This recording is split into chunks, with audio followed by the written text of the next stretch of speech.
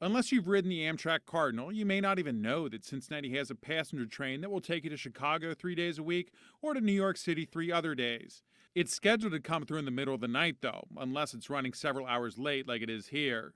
If approved, two new long distance routes would run through Union Terminal: a Dallas to New York train and a Detroit to New Orleans run. A lot of these connections just simply don't exist. So it really gives meaningful new routing, whereas some of the other long distance corridors are just kind of augmenting existing service and going that next stop down the road. Here's a look at the routes and how they scored. The FRA looked at how much the creation of the route would benefit the public, how complex it would be, and the price tag to create the route, and lastly, how much it would cost to operate. The two routes featuring Cincinnati tied for third on the list. The report also recommended increasing the existing Cardinal to daily service instead of the 3 times a week in each direction. While the long distance process still has a lot of work ahead, another route being studied is the 3C&D. It would connect Cincinnati, Dayton, Columbus, and Cleveland.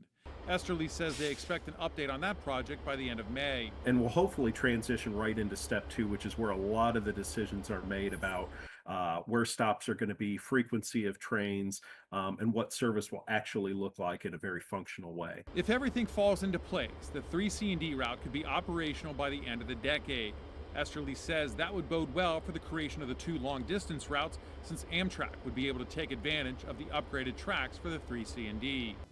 You can always find our local 12 stories right here on YouTube. Don't forget to tap subscribe, and then you can get all the notifications.